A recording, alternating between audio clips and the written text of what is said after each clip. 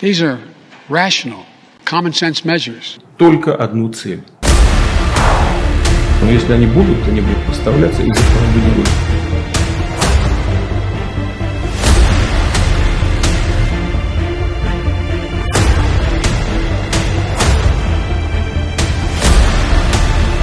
Всі герої не здають позиції в Сєвєродонецьку.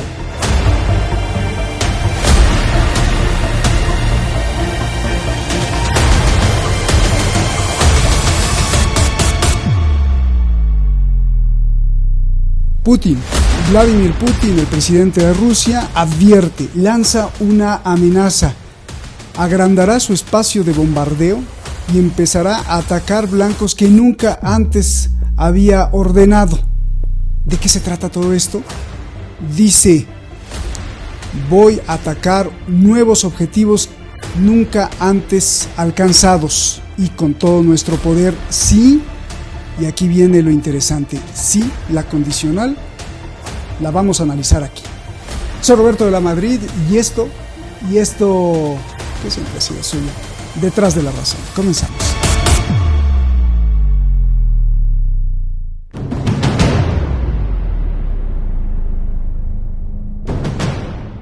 El Reino Unido está enviando sistemas de cohetes guiados de última generación a Ucrania.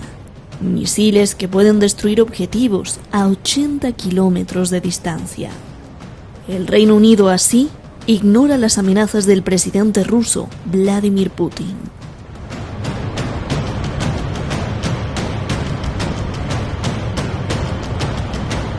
Se trata de lanzadores M270. Son sistemas de cohetes de lanzamiento múltiple. Londres también enviará municiones M31A1 y enseñará a las fuerzas ucranianas cómo se usan estos sistemas. El gobierno británico de Boris Johnson asegura que esta ayuda le dará un buen impulso al ejército de Ucrania. A medida que cambian las tácticas de Rusia, también debe cambiar nuestro apoyo a Ucrania, dijo el secretario de Defensa del Reino Unido, Ben Wallace.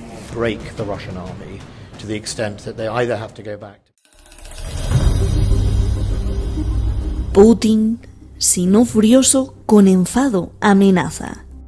No solo al Reino Unido, sino a todo Occidente, incluido Estados Unidos, que también anunció el envío de armas avanzadas.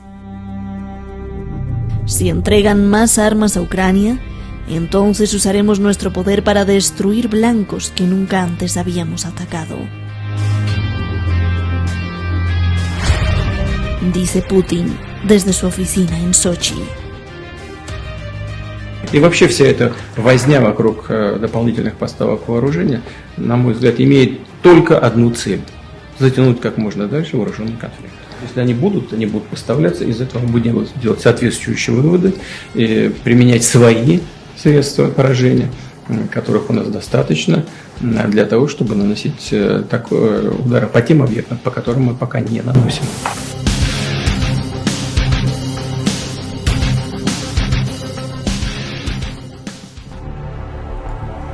Muchísimas gracias al equipo de Detrás de la Razón, muchísimas gracias a usted.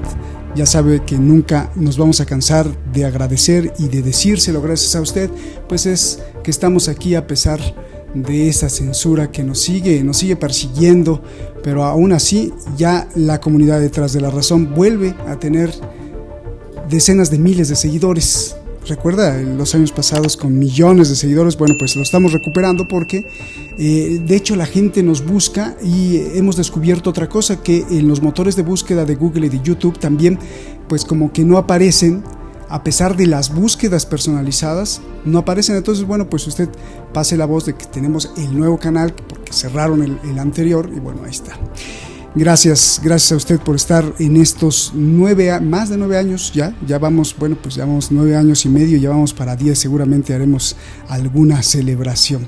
Hoy tenemos con nosotros a pues un periodista de las grandes cadenas y además historiador, tiene pues maestrías y muchos estudios profundos en lo que pasa en el mundo, a pesar de haber experimentado muchas de las tensiones a lo largo de la historia y de ver de viva voz, de cerca, todo lo que ha pasado. Y como le dije, en las grandes cadenas, pues también tiene estudios muy profundos en la historia para que nos ayude a entender cómo absorber todos los datos que vemos que hay demasiada información. Javier Farge, muchísimas gracias por estar aquí.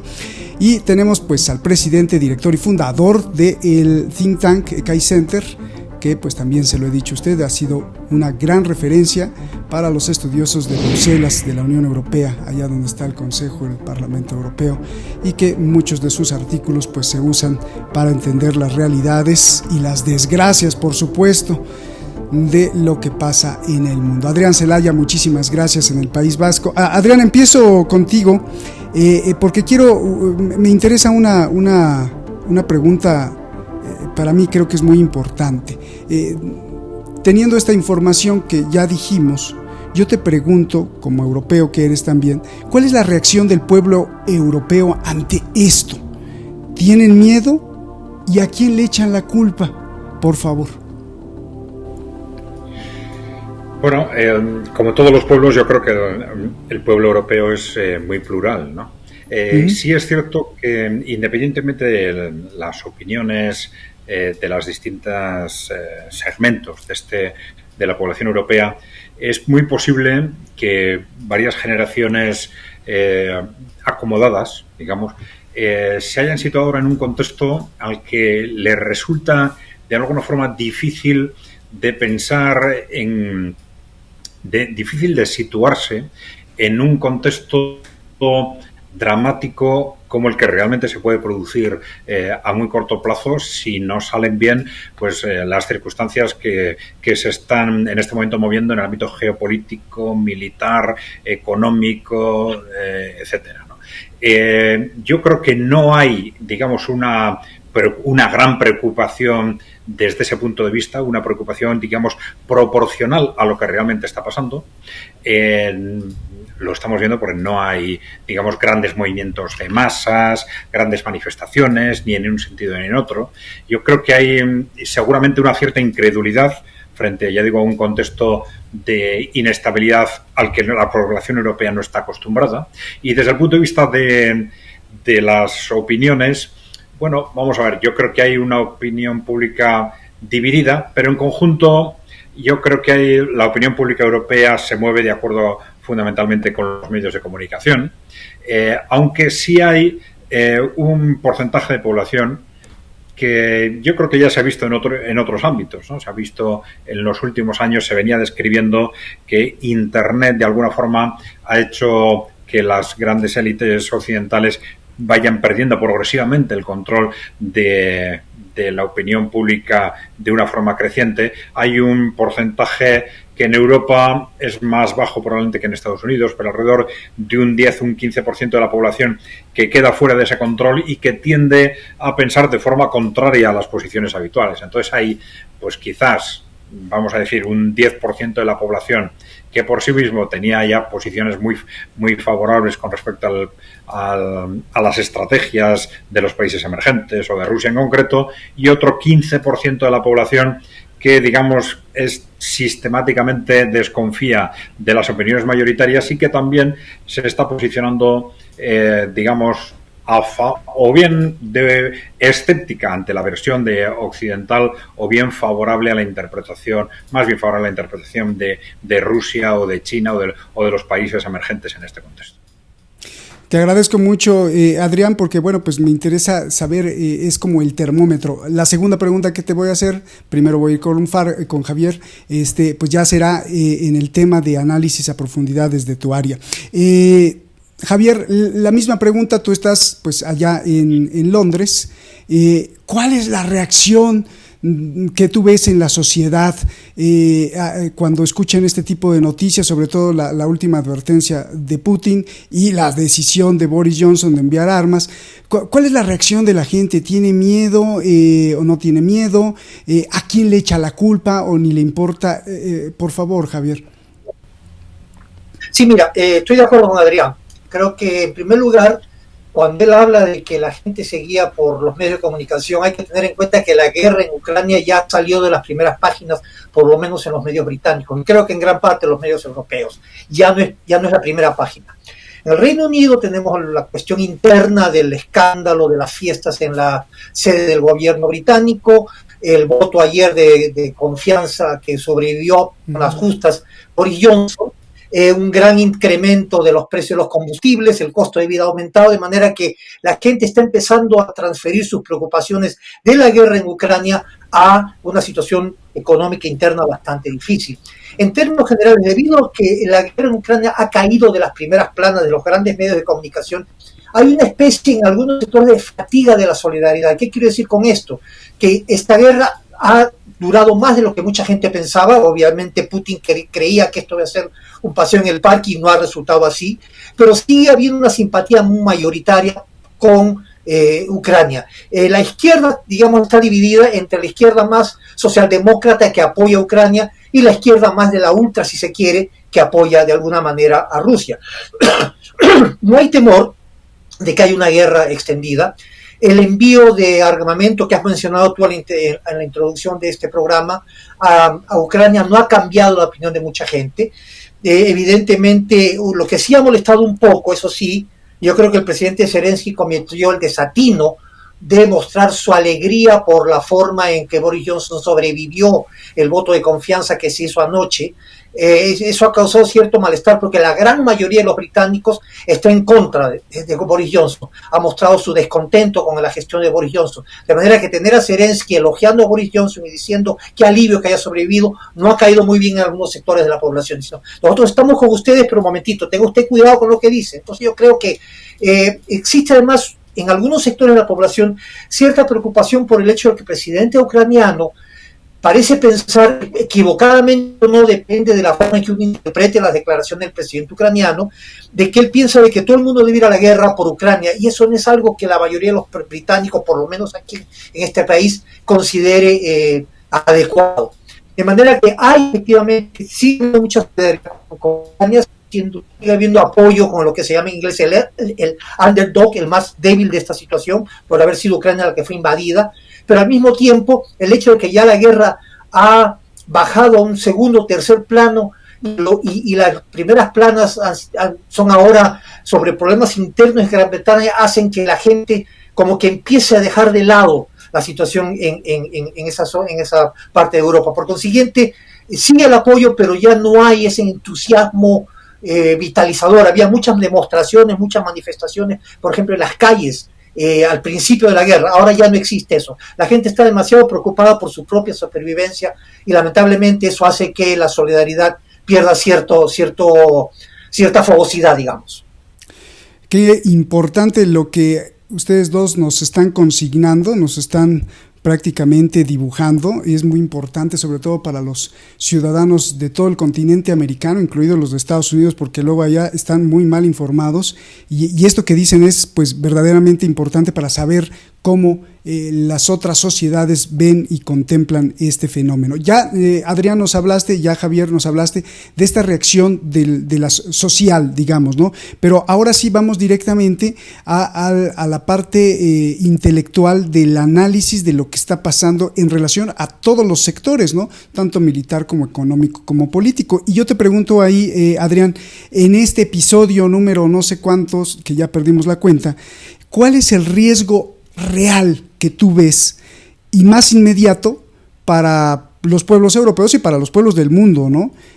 Uno, ver misiles caer, ver los precios subir, ver la pobreza y desempleo aparecer más, ver la hambruna llegar, o nada de eso.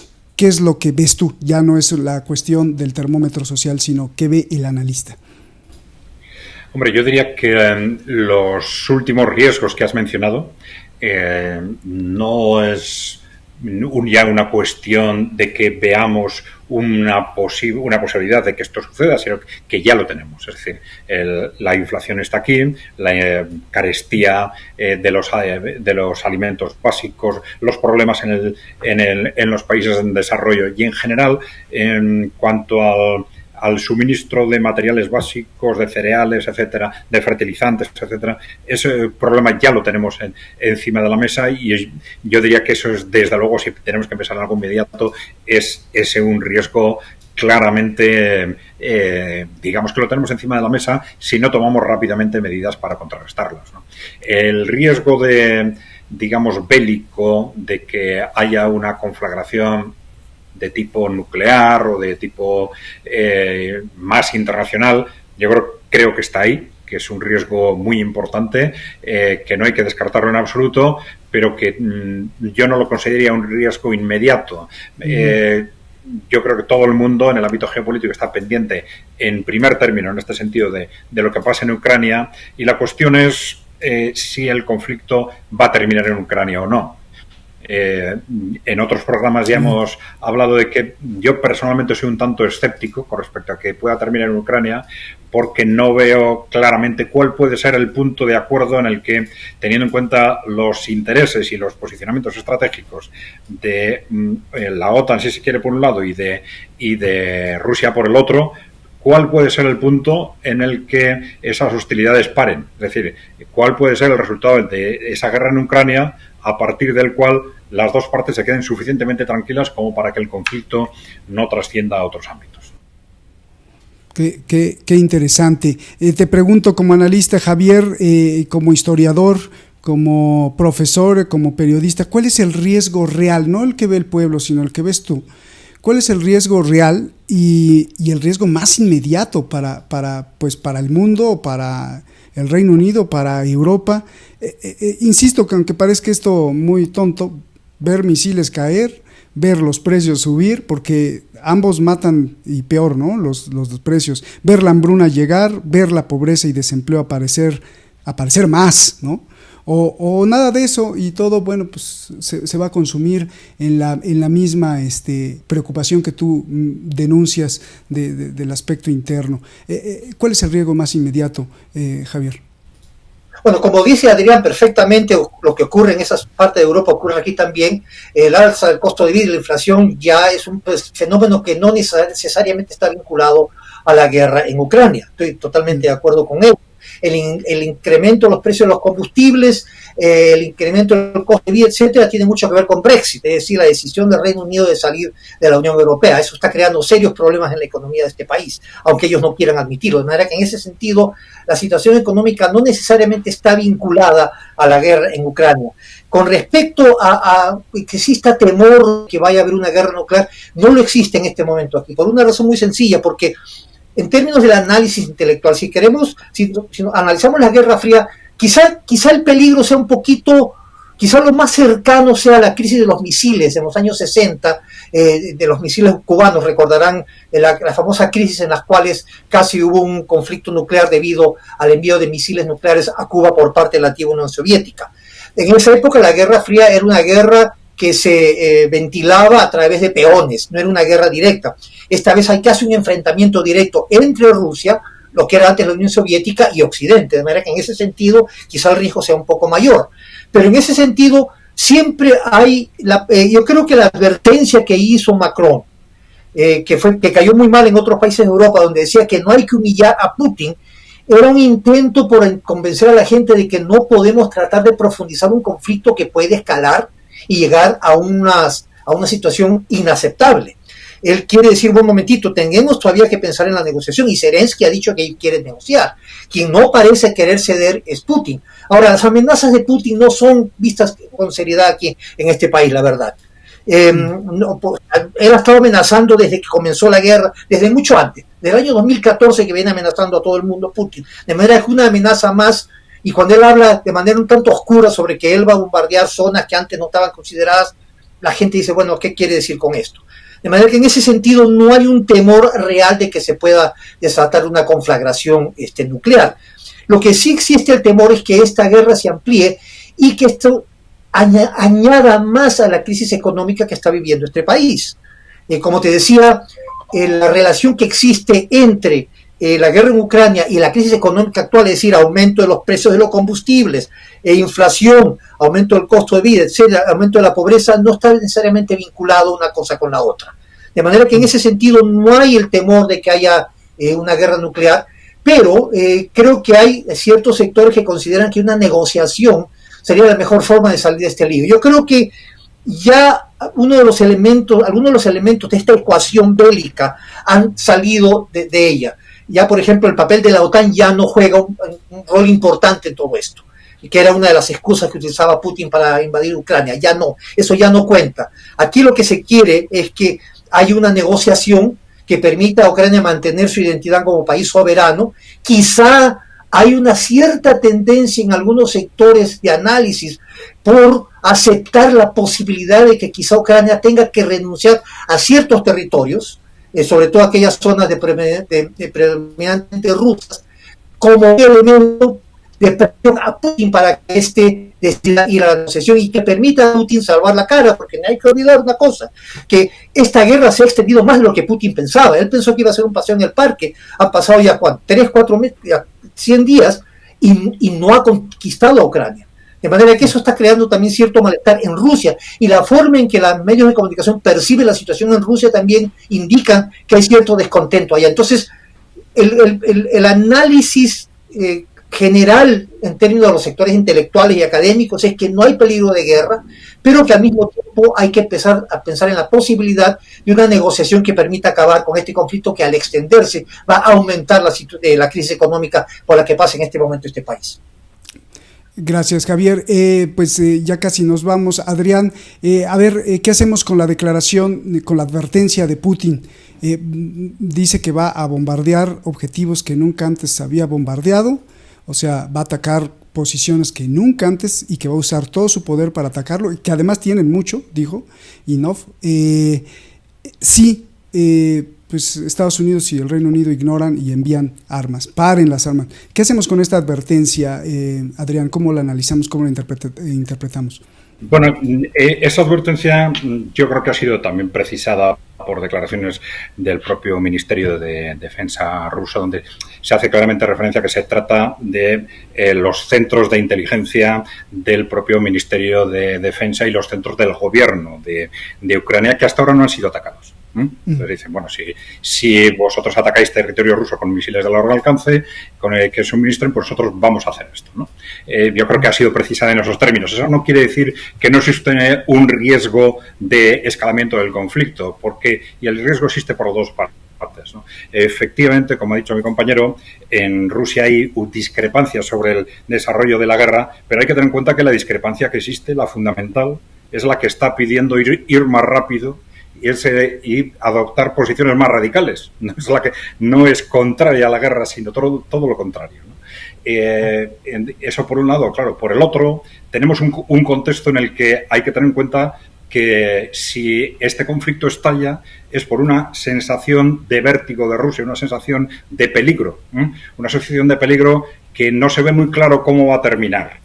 ¿Cómo va a terminar? Por el hecho de que haya una parte de los territorios de Ucrania que terminen pues o en manos de Rusia o con gobiernos independientes o con una u otra configuración. Y al contrario, hay que tener en cuenta que los objetivos de la OTAN y del mundo anglosajón fundamentalmente, Clarisa, han sido someter a Rusia y a China, y es una cuestión vitalmente estratégica para ellos. Es decir, hay un modelo de desarrollo que está en cuestión, que está en una situación de peligro creciente, y en el que consideran que la propia existencia de Rusia y de China como modelos independientes es una amenaza directa para la supervivencia de la élite que controla Estados Unidos y Europa. Entonces, no van a tolerar simplemente que con un acuerdo cualquiera esa estrategia de 30 años termine. Esa estrategia de acoso continuo de Rusia y de China, de alguna forma o de otra, va a continuar. Y una vez que ha empezado el conflicto bélico, es difícil percibir, como decía antes, cuál puede ser el punto en el que esos dos objetivos de garantizar su supervivencia por parte de Rusia, y yo diría que también de China, y de aplastar a toda costa a Rusia y a China por parte de Occidente.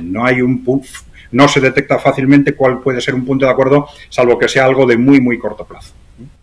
A lo mejor Soros y Kissinger ya la saben, ¿no? Uno llamó ahí en Davos a derrotar a Putin, y el otro dijo ya, pues mejor repártanse, prácticamente más o menos dijo eso, repártanse Ucrania.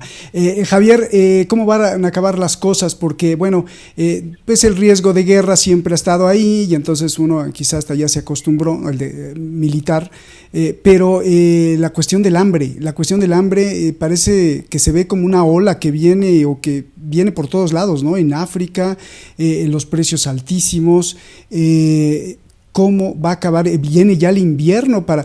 Reino Unido no es tan dependiente de los hidrocarburos rusos como lo serían los países europeos continentales, pero ¿cómo ves esto? Bueno, tú mencionaste a esos países en desarrollo. Yo creo que es importante mencionar de que esto va a empezar a afectar a los países en desarrollo. Lo que ocurre es que muchos países en desarrollo, sobre todo América Latina y África, no tienen ninguna razón para simpatizar con Occidente, por razones históricas más que obvias, el colonialismo, la Guerra Fría, etcétera, etcétera. Y Putin ha invertido bastante capital político en África para desarrollar una relación que ha decepcionado a Occidente. África se ha mostrado reticente, por ejemplo, a apoyar abiertamente a Occidente con respecto a esta situación. ¿Por qué? Porque no tiene razones para hacerlo. Todavía los recuerdos del fin de la era colonial y de la Guerra Fría todavía prevalecen. De manera que en ese sentido África no tiene por qué simpatizar con Occidente. De manera que por ahí los países, el Occidente va a tener que repensar seriamente su relación con los países en desarrollo. En América Latina pasa algo similar.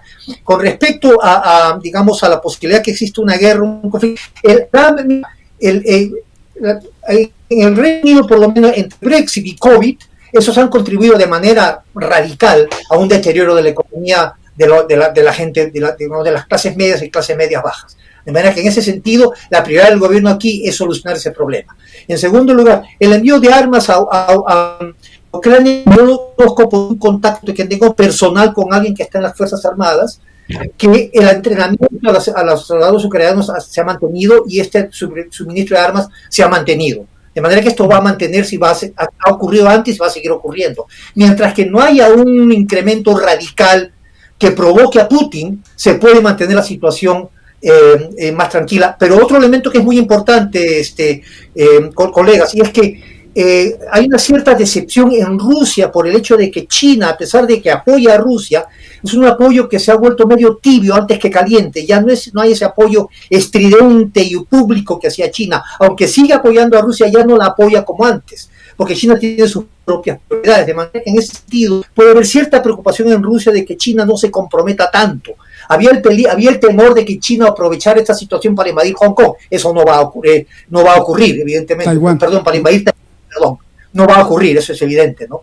Y hay tensión entre China e India, por ejemplo, de manera que ellos tienen sus propios problemas como para preocuparse de lo que está ocurriendo con Rusia. De manera que hay ciertos problemas, al margen de la guerra, están haciendo que la situación no empeore. Irónicamente, esa es la situación como la veo en este momento. Javier, pues muchísimas gracias. Nos despedimos con nuestra famosa cereza del pastel. No te había tocado, Javier. Voy contigo, Adrián. Escoge una palabra, solo una palabra, y después en unos 20-30 segundos nos explicas por qué escoges esa palabra en referencia a tu preocupación, ya sea por este tema o por una preocupación incluso personal que tú estés viendo y que eso pueda influir en los pueblos del mundo. Adelante, por favor, Adrián. Bueno, improvisando podría utilizar la palabra diálogo, ¿no? Pero diálogo que en teoría debería haber sido lo que nos podría haber evitado estar en el conflicto actual, pero un diálogo que debería haberse abierto de fondo entre Oriente y Occidente, ¿no? Un diálogo en el que se hubiera puesto sobre la mesa el avance de la OTAN durante estos 30 años, esa estrategia continuada de acoso de Rusia y de China, y cómo, una vez que esos países emergentes han cogido el poder que ahora tienen en el ámbito económico, político, militar en el mundo, cómo llegamos a un acuerdo entre Oriente y Occidente para un reparto de influencias o para construir un mundo multipolar sin que sea necesario que unos aplasten a otros, ¿no? Es decir, si queremos evitar en el fondo, independientemente de circunstancias concretas, que el mundo estalle en la mesa con poderes que no controlan, como los de Rusia y los de China, y llegar a un acuerdo sobre ese reparto del mundo. Si no, esto no se produce, pues el riesgo de un conflicto internacional, incluso militar o nuclear, se va a disparar, va a ser cada vez mayor durante los próximos meses y años, sin ninguna duda. Adrián, pues muchísimas gracias. Javier, pues igual, aquí le ponemos la cereza del pastel, ya se la puso Adrián, pónsela tú, Javier, escoge solo una palabra que nos deje ese sabor de boca y nos explicas en 20, 30 segundos por qué escogiste esa palabra, por favor. Bueno, Adrián me ha quitado la palabra que es la más adecuada en esta circunstancia. Yo creo que empatía, en ese sentido, cuando hablo de empatía me refiero a que tenemos que sintonizarnos con las preocupaciones de cada sector de la población que provocan la reacción de sus líderes. Empatía en la medida en que Putin tiene temor a que haya una demasiada aproximación de Occidente militar hacia las fronteras con Rusia. Empatía con Ucrania por haber sido objeto de una invasión injusta por parte de Rusia. Empatía con los pueblos europeos que quieren la paz. Después de todo, la Unión Europea es el gran proyecto de paz de la posguerra. Empatía con los sectores más marginados de los mundos en desarrollo que han mostrado su reticencia a apoyar a Occidente debido a que tienen cierto resquemor ante la actitud que los países occidentales tienen hacia ellos. De manera, yo creo que un nivel de empatía crítica, pero empatía al fin y al cabo podría permitir entender las preocupaciones de cada bando, de cada sector, y que permita lo que Adrián ha dicho, que sería el diálogo. Creo que empatía y diálogo podrían ser dos palabras que podrían adecuarse perfectamente a lo que queremos lograr con estas conversaciones.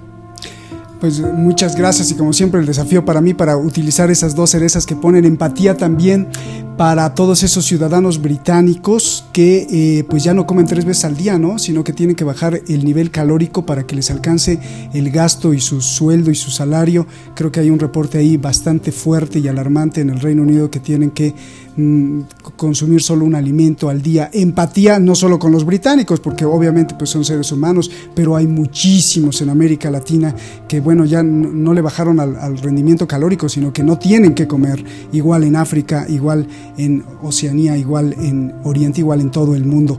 Empatía y diálogo, si usted nos ve, pues siéntelos a dialogar, a sus gobernantes locales, a sus gobernadores, a los alcaldes, siéntelos a dialogar, que no entren en el conflicto, como dice Adrián, de descalificar a los otros. No, diálogo se necesita, y la empatía de Javier para tener ya no un mundo mejor, sino tener su barrio, su colonia, donde vive en un aspecto mejor, para que sí, entonces empecemos a construir pues una costumbre de dialogar. Quizá en algún futuro pues las potencias lo entiendan, que ese es el único camino, no aplastar al otro. Muchísimas gracias, Adrián, te agradezco muchísimo, no sabes cuánto. Javier, igualmente, gracias por estas bellas palabras que pues nos traen un poco de aliento ante las situaciones críticas. Y a usted muchísimas gracias, nos vemos hasta la próxima. Buenas noches.